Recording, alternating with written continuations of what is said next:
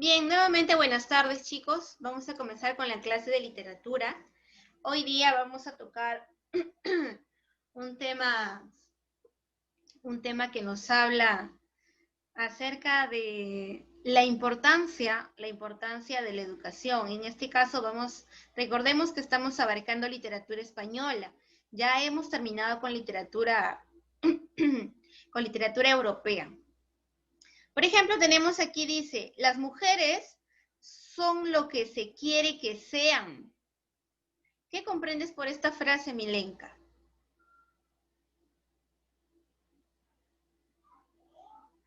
Tienes que aprender tu micrófono, Milenka.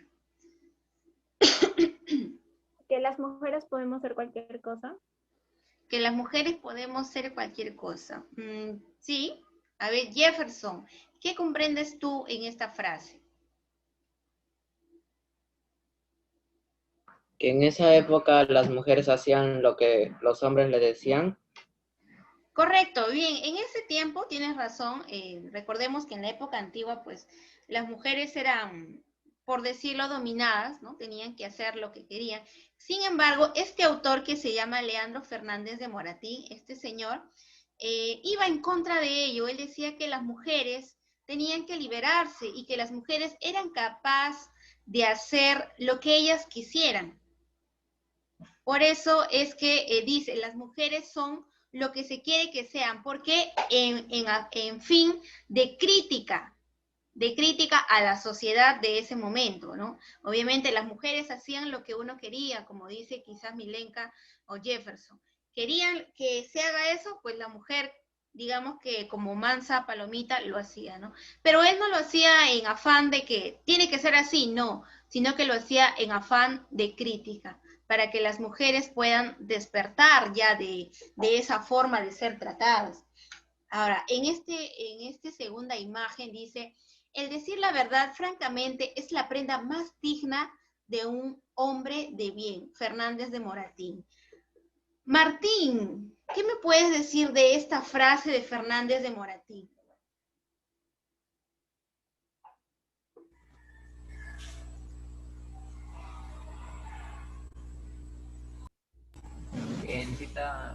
El hombre necesita respeto.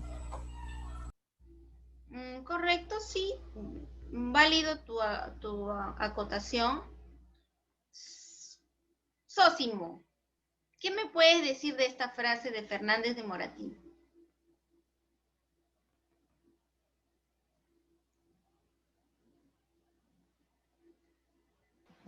La verdad es una virtud mía. Correcto, muy bien, excelente. La verdad es una virtud, muy bien. Y aquí nos está hablando que es una prenda muy digna, dice, es decir, es una virtud bastante respetada, bastante importante acerca de una persona. Aquella persona que dice la verdad siempre va a ser bien honrada, ¿verdad? Entonces, conclusión, tanto en la primera imagen en la que Fernández de Moratín critica a la sociedad porque a la mujer se le domina prácticamente. Y en la segunda imagen, en la que Moratín dice que la verdad es aquello que le hace a un hombre más digno, entonces nos vamos a dar cuenta que en las dos frases Moratín nos quiere educar, nos quiere enseñar, nos quiere transmitir lo que realmente debe suceder en las personas, lo que sería lo mejor, ¿no? Entonces, nos vamos a dar cuenta desde ya que la época que vamos a tratar o la corriente que vamos a tratar tiene un fin didáctico, es decir, un fin de enseñanza, un fin moralizador, que va a enseñar acerca de virtudes, de buenas costumbres o lo que debería ser en la sociedad, ¿no? Desde ya nos vamos a dar cuenta de esa característica. ¿De qué movimiento estamos hablando? Estamos hablando del neoclasicismo. El neoclasicismo todavía estamos dentro del periodo del siglo de las luces. Recordemos que el siglo de las luces está conjuntamente incluso con la Edad de Oro española. Y aquí pues surgen la mayor cantidad de obras, surgen las mejores creaciones. Y nos vamos a dar cuenta, o recuerden que ya les había mencionado anteriormente, que cada corriente de literatura que nace se opone a la anterior. se opone siempre. Y en este caso, en el neoclasicismo, que es la corriente que vamos a ver hoy día, se va a dejar llevar o se va a imponer por una idea que se llama ilustración. Ahora, lo decimos idea porque no solamente lo tenía una persona, lo tenían muchas personas en ese tiempo. Y como lo tenían muchas personas en ese tiempo, ya lo vamos a denominar como ideología que se utiliza ¿en qué época? En el neoclasicismo. ¿Qué ideología se utiliza en el neoclasicismo? La ilustración. Pero, Miss, ¿qué es la ilustración? Va a ser una ideología basada ¿en qué? En la razón. Es decir, en ese momento va a predominar la razón ante los sentimientos. Va a predominar el conocimiento de las personas. Este movimiento, considerada ilustración, no solamente se va en cuanto al campo del conocimiento, sino también en lo social, porque es un movimiento que defendía la libertad e igualdad para las personas. Y dice personas porque no solamente en el caso de las mujeres, sino en el caso de los hombres. Se van a comenzar a dar cuenta la población porque hay personas que tienen más privilegios que nosotros. Porque hay personas que se alimentan muy bien, sin embargo nosotros pasamos hambre. ¿Por qué nosotros tenemos que trabajar más de 12 horas para poder alimentarnos y hay personas que no? ¿A quiénes se refieren con esas personas que tienen más privilegios? A la nobleza, al rey, a la reina, que hacen lo que quieren con el dinero del pueblo, ¿no? Entonces a ello también se va a referir la ilustración conjuntamente con el neoclasicismo. Ahora, en esta época, en el neoclasicismo, va a aparecer o va a haber aparición de la primera enciclopedia. La primera enciclopedia. Ahora, cuando hablamos de enciclopedia no hablamos de diccionario. Hablamos de aquel libro en el que podemos encontrar muchas materias. Podemos aprender de geografía, podemos aprender de historia, de ciencia, que recuerde que hasta toda la época medieval nosotros no podíamos aprender de ciencia. Aquella persona que hacía ciencia era llevado a la hoguera, era quemado o era decapitado. Pero en el neoclasicismo ya se podía hacer ciencia y es más, plasmarlo en la enciclopedia, porque hasta ahí recuerda que ya hubo la aparición de la imprenta, entonces se podía hacer copias de esta enciclopedia. Y también aparece el libro del arte y los oficios, en el que estaba plasmado todo el saber humano. Vamos a ver qué es entonces, Miss, si ya sabemos lo que es la ilustración, ¿qué es el neoclasicismo? El neoclasicismo va a ser un movimiento cultural, como dice acá, un movimiento cultural que surge en Francia. Miss, pero usted no me estaba hablando de la literatura española. Correcto, pero recordemos que toda moda, todas las modas, tienen un lugar en donde nacen, ¿no? Por ejemplo, ahorita está de moda el TikTok. El TikTok no nació en Perú, ha nacido en el extranjero. Para serle bien sincera, no sé exactamente en qué parte, pero en alguna parte ha tenido que nacer. Y obviamente esta moda comienza a calar de repente todo el extranjero, luego comienza a calar en Latinoamérica, Argentina, Colombia, luego llega al Perú. Lo mismo sucede con los movimientos. Nace en Francia, luego comienza a ir calando en todo el extranjero, porque primero siempre en Europa están obviamente más adelantados que nosotros en todo sentido, luego comienza a llegar a Latinoamérica, luego a los Países Bajos como son Perú, ¿no? Chile, entonces ya comienza a calar este movimiento. Por eso dice que surge en Francia, nace en Francia, en la segunda mitad del siglo XVII y XVIII. Recordemos que la época medieval es hasta el XV, el XVI ya se considera Renacimiento, ya se va considerando cerca del XVII siglo de las luces, edad de oro, comienza toda la escritura de las mayores obras posibles, siglo XVII, por eso finales del siglo XVII nace el neoclasicismo, hasta la primera mitad del siglo XVIII, y está influenciado por la cultura grecolatina. ¿Qué quiere decir grecolatina? Quiere decir que está influenciado por la cultura romana y mejor dicho, por la cultura romana, pero antigua. Incluso está influenciado por todas sus características, porque recordemos que hasta el anterior que te dije, hasta Félix López de Vega, que trabajamos la clase pasada, se rompe ¿con qué? Con lo grecolatino. No hay espacio, tiempo, acción. Aquí sí va a haber, acá se va a respetar. Anterior a esto que habíamos hablado de Félix López de Vega, habíamos hablado que él tenía una forma de escribir muy recargada. Aquí no, aquí se va a estilizar. Y cuando hablamos de forma muy recargada, incluso hablamos desde la época del barroco. Mira, por eso te he puesto surge en contra del barroco. Cuando hablamos de barroco, hablamos de todo lo anterior al neoclasicismo. Y se intenta recargar mucho a las obras. Y aquí no, aquí se le va a dar una estética diferente. Miss, pero ¿en qué contexto surge todo lo que es la época del neoclasicismo?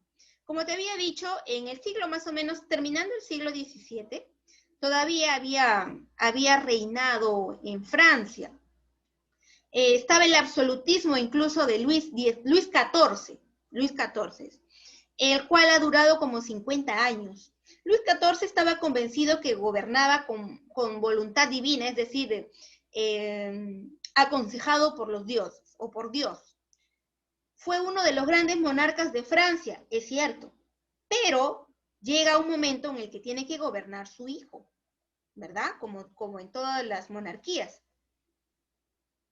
Ahora, al gobernar su hijo, que es Luis XVI, este gobernador tuvo muchos placeres mundanos, no gobernaba bien, es decir, le gustaba el alcohol, le gustaban las mujeres, le gustaban las fiestas, derrochaba todo el dinero del pueblo, nunca se preocupó por los asuntos del gobierno.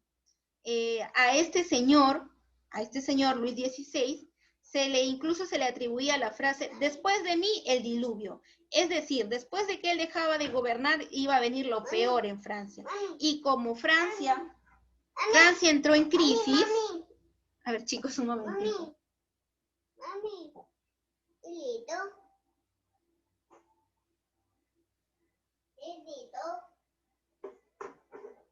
Bien, entonces, chicos, les decía que como Francia entraba en una crisis terrible, pues obviamente ahí las personas se van a dar cuenta de que los gobernantes solamente vivían bien y que a ellos eran quienes les tocaba trabajar.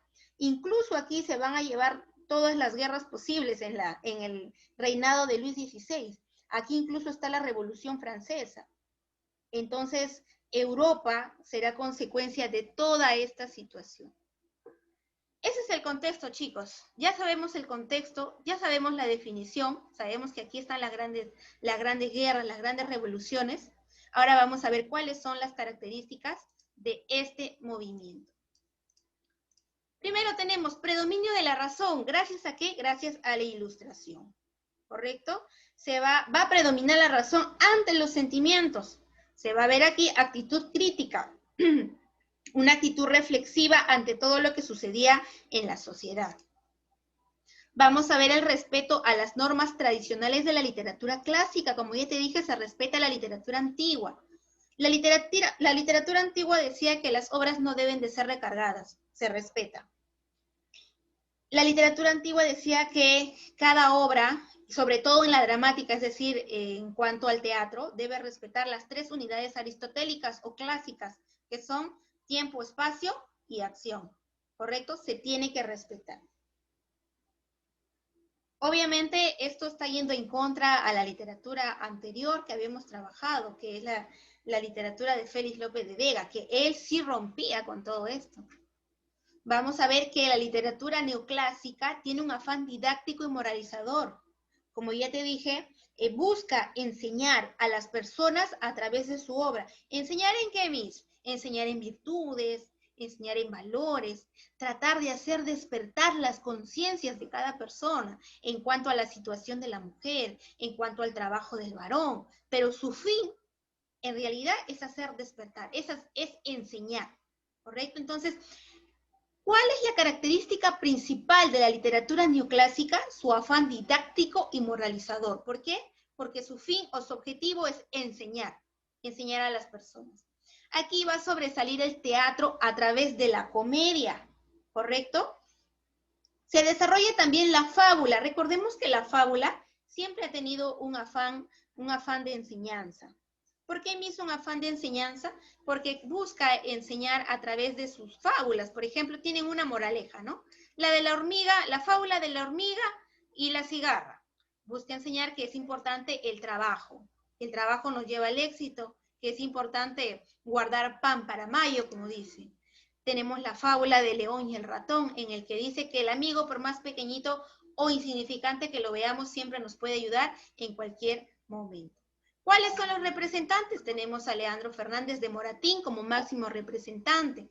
Entre sus características de este personaje, de este autor, van a resaltar sus comedias, porque tienen intención, como ya te había dicho, moralizante y didáctica, es decir, sus comedias buscan enseñar algo a la sociedad. Sus obras tienen lenguaje sencillo y directo. Cuando te explico esto, quiere decir que es fácil de leerlo. Por ejemplo, su obra máxima, que es El sí de las niñas, lo colocan mayormente en el colegio para quinto, sexto grado de primaria, porque su lenguaje es bastante sencillo, se puede comprender. Los personajes de este autor utiliza personajes de la clase mediera, ¿correcto? No de la clase baja ni alta, clase mediera, y los hechos que nos presentan son realistas, es decir, es lo que él ha observado en la realidad. Ahora, curioso de este autor es que mayormente sus obras, se basan en cuanto al casamiento indebido de las mujeres, o la imposición de las mujeres hacia un hombre que ellos no quieren, la imposición de los padres ante estas mujeres. Por eso ves aquí su obra El viejo y la niña, ¿no? Que quieren casar a una niña con un señor bastante mayor.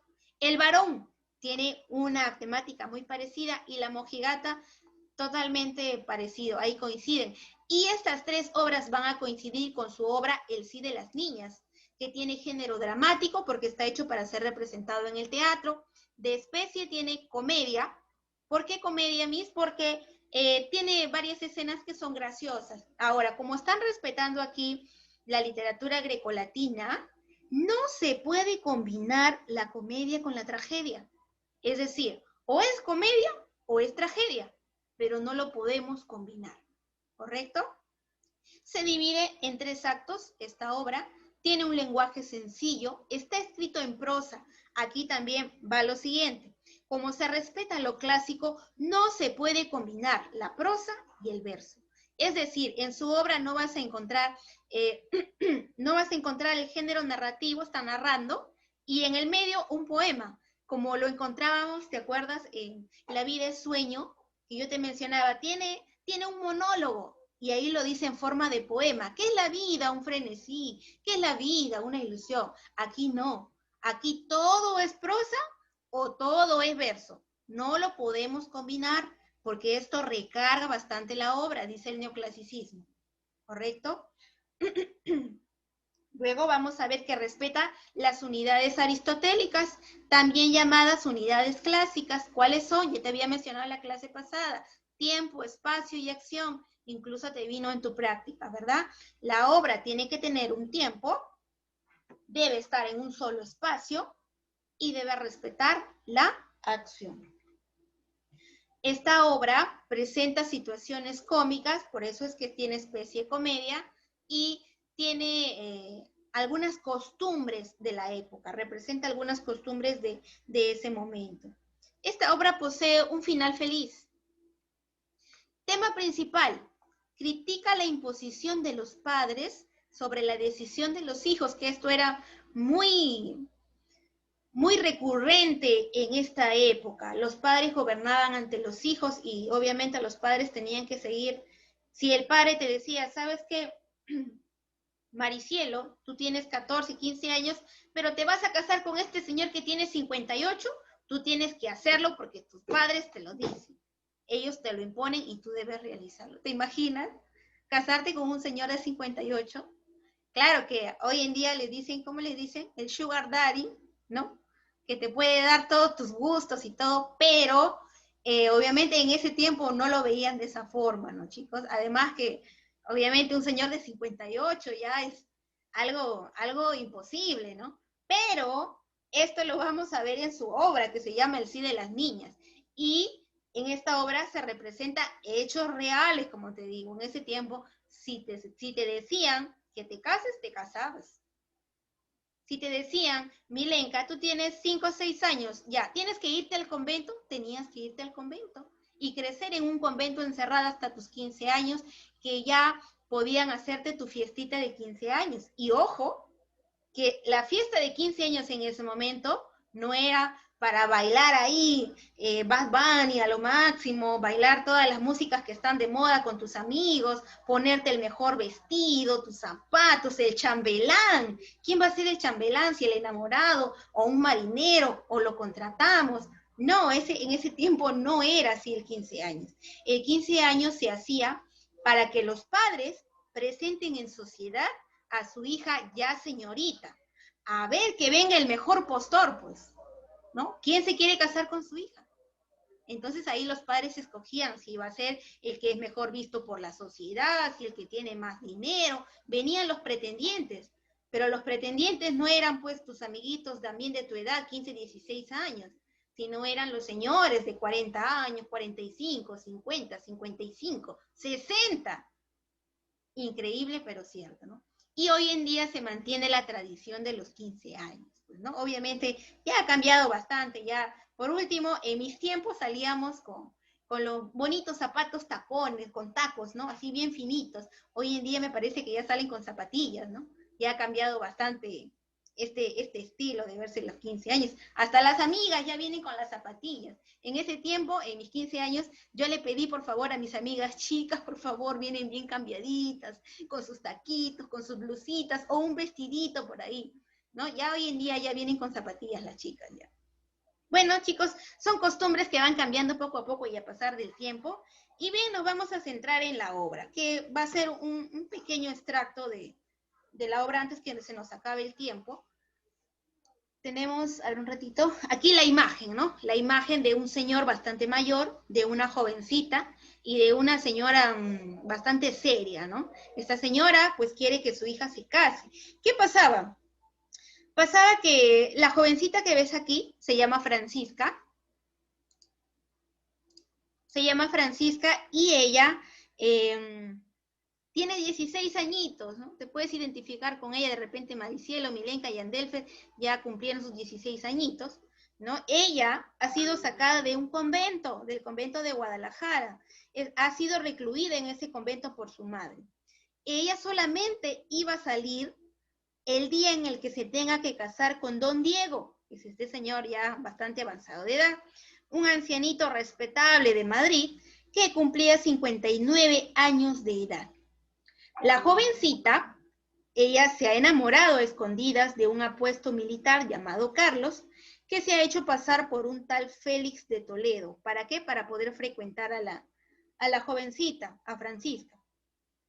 Ahora, esta jovencita acepta la orden de su madre por respeto y juntas viajan a Madrid.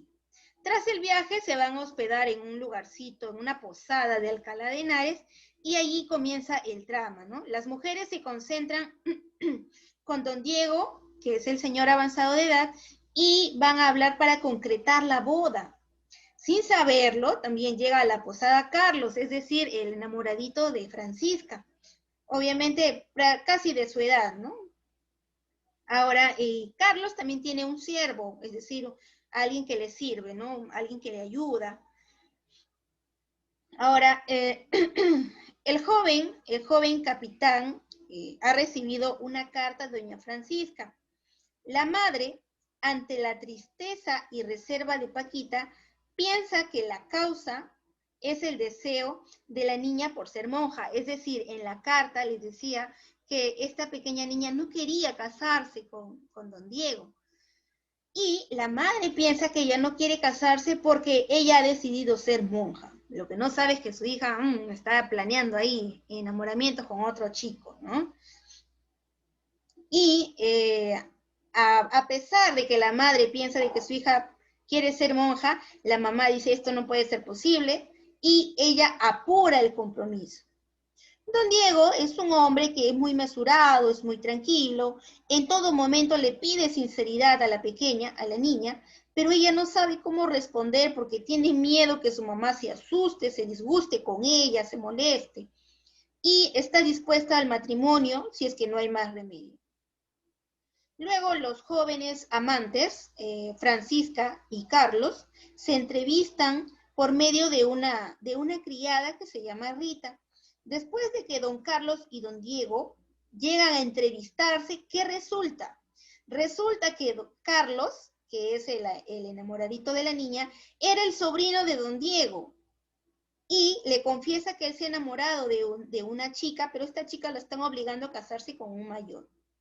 Y ahí don Diego comienza a entender las circunstancias de sus sobrinos.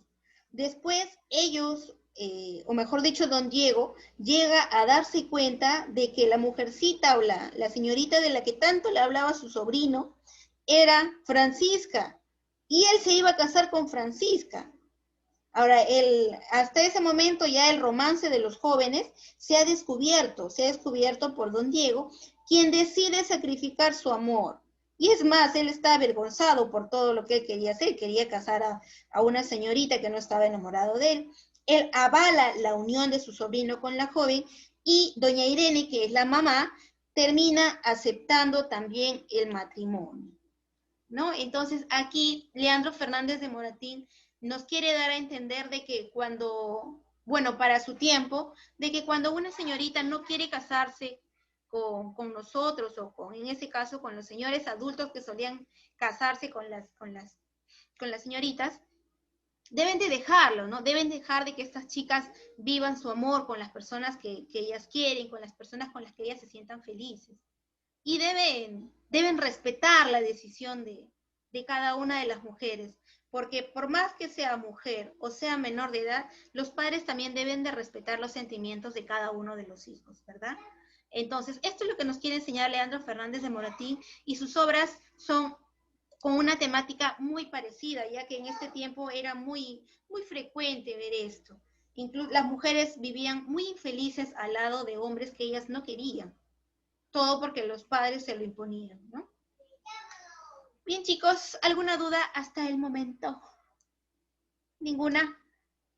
Maricielo dice, mi estado claro. Bien, chicos, colocamos práctica entonces.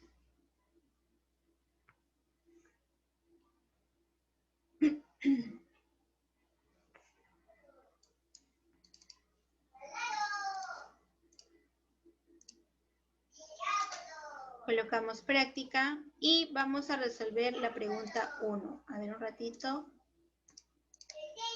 Para no hacernos bola, vamos a hacer de la siguiente forma. Bien. Pregunta número 1. Dice, ¿entre qué siglos se dio el neoclasicismo español? Miss, Dime, Jefferson. ¿puede escribir nomás la respuesta o tiene que escribirse todas las alternativas? Colocamos pregunta y respuesta. Pero la respuesta que coloques, colócalo con la alternativa. ¿Entre qué siglos se dio el neoclasicismo español? Lo copias. Si tú crees que la respuesta es la A, colocas letra A, cierra paréntesis, siglo 5-10. De esa forma, pregunta y respuesta con su respectiva alternativa.